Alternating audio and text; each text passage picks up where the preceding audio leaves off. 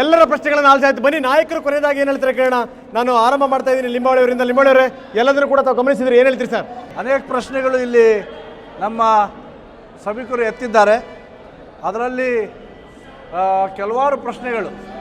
ಇದರಲ್ಲಿ ಅಭಿವೃದ್ಧಿ ಅಂತ ಹೇಳೋದಾದರೆ, ನಾನು ಜನಾರ್ದನ್ ರೆಡ್ಡಿಯವರು, ಶ್ರೀರಾಮುಲು ಅವರು, ಕರುಣಾಕರ್ ರೆಡ್ಡಿಯವರು ಮಂತ್ರಿಗಳಾಗಿದ್ದಾಗ ಅದು ಸರ್ಕಾರದ ಭಾಗವೇ. ಹಾಗಾಗಿ ಅಭಿವೃದ್ಧಿ ಆಗಿರ್ಬೋದು, ಕೊರತೆಗಳಾಗಿರ್ಬೋದು, ಅದೆಲ್ಲವನ್ನು ಸರ್ಕಾರದ ಭಾಗವಾಗಿ ನಾನು ಪರಿಗಣಿಸ್ತೇನೆ. ಅಭಿವೃದ್ಧಿ ಆಗದೇ ಇರೋ ಕಡೆಗೆ ಅಭಿವೃದ್ಧಿ ಮಾಡುವಂಥದ್ದು ನಮ್ಮ ಕರ್ತವ್ಯ. ಎರಡನೇ ಭಾಗ, ಶ್ರೀರಾಮುಲು ಅವರಿಗೆ ಅನ್ಯಾಯ ಆಗಿದೆ ಅನ್ನುವಂಥ ಮಾತನ್ನು ಕೆಲವು ಸಭಿಕರು ಎತ್ತಿದ್ದಾರೆ. ಅದರಲ್ಲಿ ನಾನು ಭಾಳ ಸ್ಪಷ್ಟವಾಗಿ ಹೇಳಲಿಕ್ಕೆ ಇಷ್ಟಪಡ್ತೇನೆ. ಯಾವುದೇ ಕಾರಣಕ್ಕೂ ಶ್ರೀರಾಮುಲು ಅವ್ರಿಗಾಗಲಿ ಇನ್ಯಾರಿಗಾಗಲಿ ನಾವು ಅನ್ಯಾಯ ಮಾಡಬೇಕನ್ನುವಂಥ ಉದ್ದೇಶ ನಮ್ಮ ಪಕ್ಷದ್ದಿಲ್ಲ.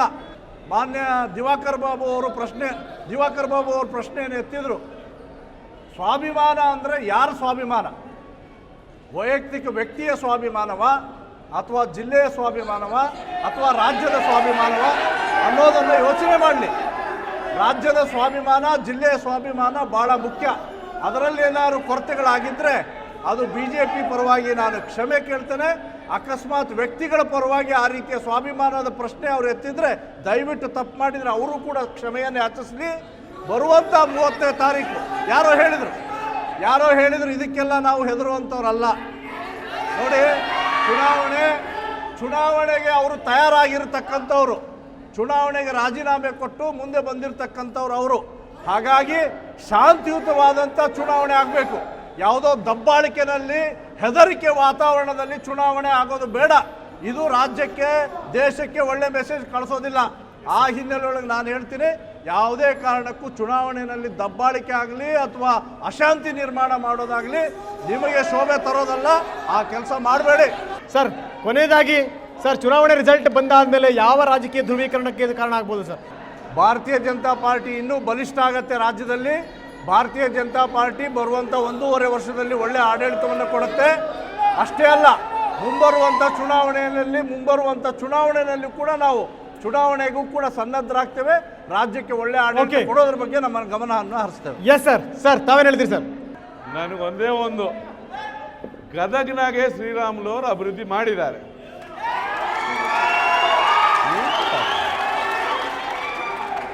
ಗದಗ್ನಾಗೆ ಶ್ರೀರಾಮುಲು ಅಭಿವೃದ್ಧಿ ಮಾಡಿದ್ದಾರೆ ಅಂತ ಅವ್ರು ಹೇಳ್ತಾ ಇದ್ದಾರೆ. ದೌರ್ಜನ್ಯದ ವಿರುದ್ಧ, ದಬ್ಬಾಳಿಕೆ ವಿರುದ್ಧ ಶ್ರೀರಾಮುಲು ಹೋರಾಟ ಮಾಡಿದ್ದಕ್ಕೆ ಇವತ್ತು ಅಷ್ಟು ಲೀಡ್ ಆಗಿದ್ದಾರೆ. ಹೇಳ್ತಾ ಇಲ್ಲ,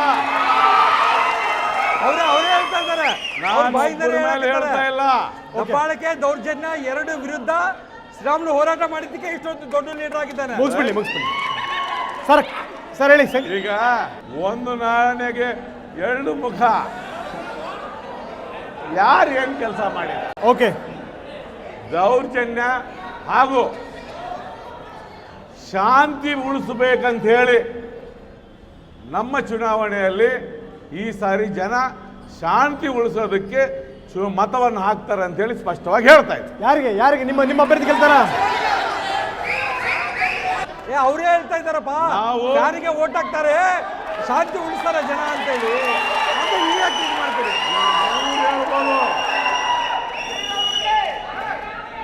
ನೋಡು, ಬಾಯಿ ದೊಡ್ಡದು ಮಾಡಿದ್ರೆ ಸತ್ಯ ಮುಚ್ಕೊಂಡು ಹೋಗಂಗಿಲ್ಲ.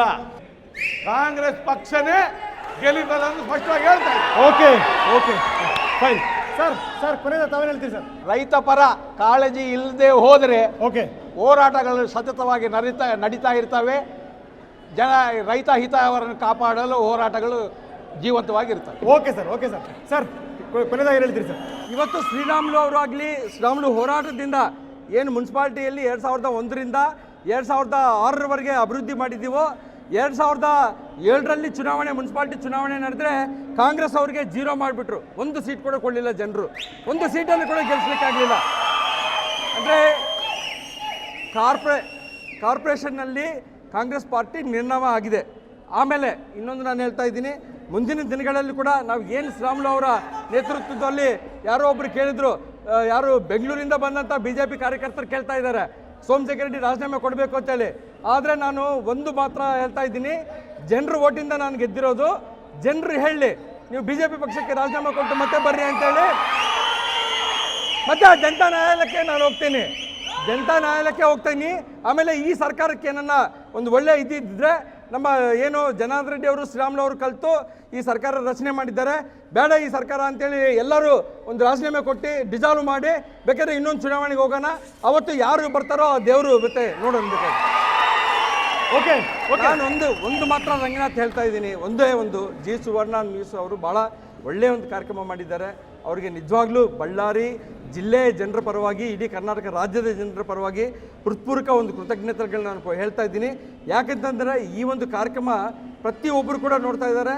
ಏನು ಶ್ರೀರಾಮುಲು ಅವರು ವಿರುದ್ಧ ಎಲ್ಲ ಒಂದು ಕರ್ನಾಟಕ ಸರ್ಕಾರನೇ ಬಂದಿದೆ ಮತ್ತು ಸೆಂಟ್ರಲ್ ಗೌರ್ಮೆಂಟ್ನಿಂದ ಎಲ್ಲರೂ ಬಂದಿದ್ದಾರೆ. ಆದರೂ ಕೂಡ ಒಂದೇ ಒಂದು ಮಾತು ಹೇಳ್ತೀನಿ, ಜನರಲ್ಲಿ ಹುಟ್ಟಿದಂಥ ಒಬ್ಬ ನಾಯಕ ಶ್ರೀರಾಮುಲು ಅವರು 100ಕ್ಕೆ 100% ಗೆಲ್ಲೋದು ಖಚಿತ. ಆಮೇಲೆ ರಾಜಕೀಯ ಸಮೀಕರಣಗಳು ಏನಾಗ್ತವೆ, ರಾಜಕೀಯ ಬದಲಾವಣೆಗಳು ಏನಾಗ್ತಾವೋ ತಾವು ನೀವೇ ನೋಡ್ತೀರಿ. ಇದೇ ವೇದಿಕೆ ಮೇಲೆ ಏನಾಗ್ಬೋದು ಸರ್? ಅರವಿಂದ ಲಿಂಬಾವಳಿ ಅವರು ಒಂದು ತಪ್ಪು ಮಾಹಿತಿನ ಇಡೀ ಕರ್ನಾಟಕ ರಾಜ್ಯದ ಜನತೆ ಕೊಡ್ತಾ ಇದ್ದಾರೆ. ಅದೇನು ಅಂತಂದ್ರೆ 30ನೇ ತಾರೀಕು ಆದಮೇಲೆ ನೀವು ಕಾಲಿಡ್ತೀರಾ ಅಂತ ನಮ್ಮ ಜನರು ಅಂದಿದ್ದಾರೆ ಅಂತೇಳಿ.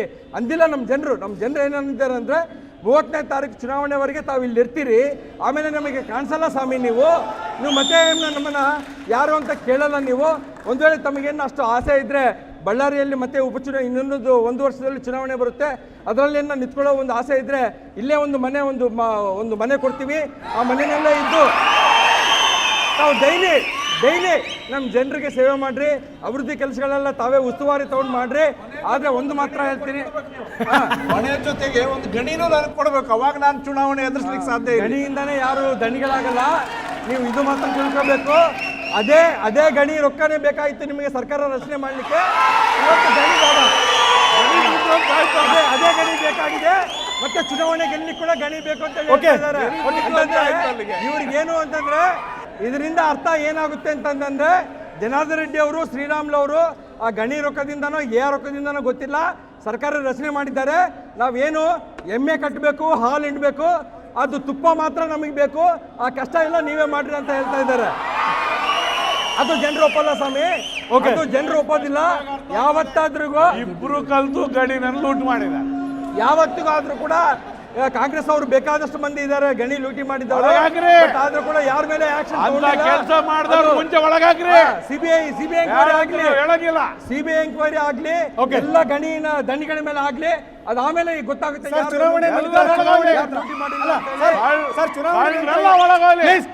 ಪ್ಲೀಸ್.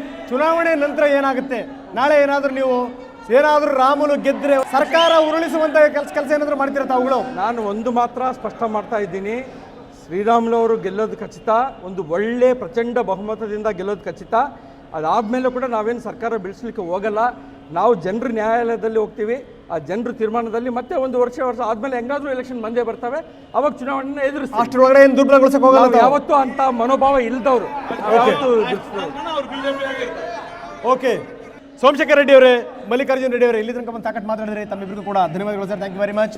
ಅದೇ ರೀತಿ ಅರವಿಂದ್ ಲಿಂಬಾವಳಿ ಅವರೇ, ದಿವಾಕರ್ ಬಾಬು ಅವರೇ, ತಮ್ಮಿಬ್ಬರಿಗೂ ಕೂಡ ಧನ್ಯವಾದಗಳು sir, thank you very much.